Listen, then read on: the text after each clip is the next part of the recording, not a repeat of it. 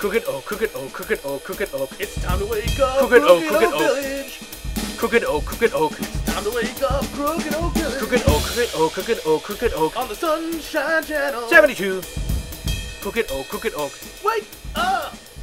Crooked Oak, Crooked Oak, Crooked Oak. Good morning. It's time to wake up, Crooked Oak Village. I'm your host, Bernadette Chuck. Ian Ziering, made famous for his beautiful blonde hair and speedy Corvette, will be cutting the ribbon at Crooked Oak's new superfood town. But first, a shocking local development. Chip Chest reports. The terror started early today.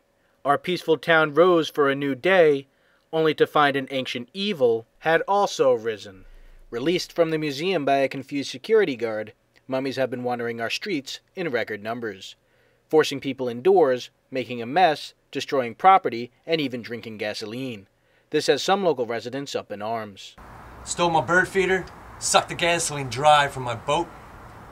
I mean, we were supposed to go on vacation next week. What are we going to do now? There's no gas. There's nothing. Taken by surprise, this neighborhood gas station was ransacked when mummies arrived. Brad Swift was an eyewitness. Yeah, I saw it. I saw the whole thing unfold. First, the guy pulls up in his van. They attack him. They start siphoning the gas right out of his van. They come over here. They see the gas station. They're drinking the gas right out of the nozzle. They were drinking out of the nozzle. I'm a little flustered right now because it was a freaky thing to see. Drinking right out of the nozzle. Then they started digging up into the ground to get the gas out of the ground. One of them's hand snapped off. He kept on digging. I mean, I live in the neighborhood. It's going to get into my water supply. I mean, these mummies are no good, I tell you. They drank right from the nozzle. I mean, hopefully maybe gas prices will go down, but hey, I don't know. Both animals and people are understandably on edge. Am I nervous? Do I look nervous? I'm shaking in my boots. Village residents from Snyder Lane to North Candle Avenue have been reporting the heaviest mummy activity since 6 a.m. The question on the minds of many local residents is, what will Mayor Andrew Soda do about the problem? This is his statement from earlier today on our own Sunshine Radio. I want to assure everyone we're doing the best we can. The best thing for you to do at this point would be to keep your wits about you, stay in your homes, and remain calm. Local authorities are out and about. They are rounding up these mummies as we speak. I also want to address the rumor that's been circulating that I have been assassinated. I can assure you I have not been assassinated. I am safe and sound in an underground bunker on the... Okay, I'm being told by my advisors I should not divulge where I am. Words of comfort or political lip service? Only time will tell.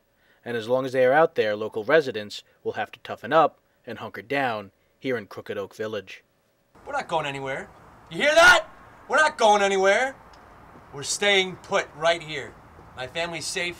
We have soup, water, clean clothes, bleach. We're not going anywhere. Wow, that was very informative. We now go live to Chip Chest in the field. Chip?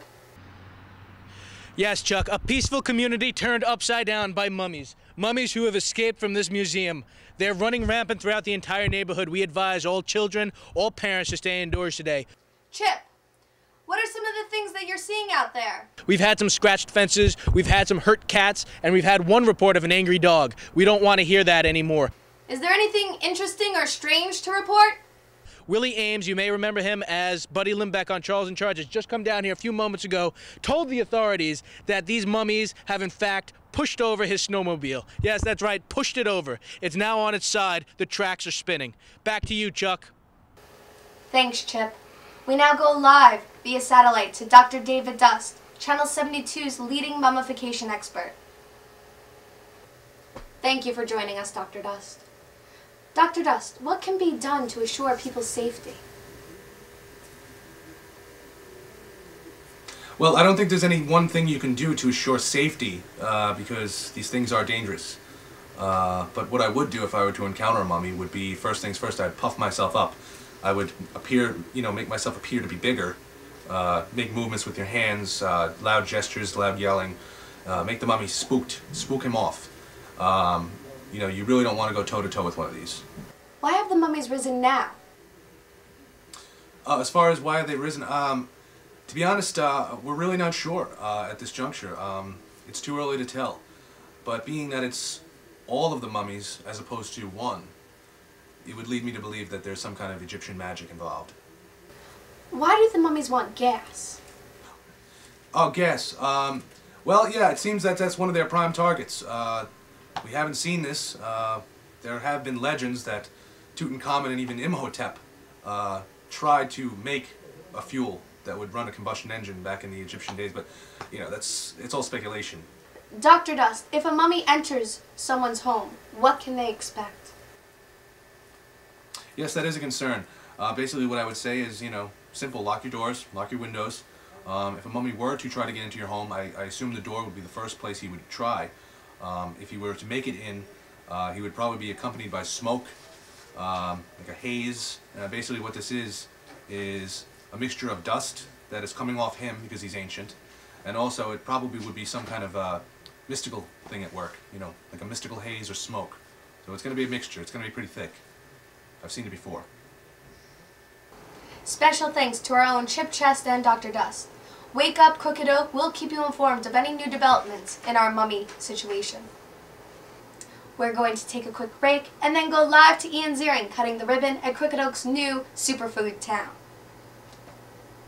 Hold on, we'll be right back, Crooked Oak Village, yeah.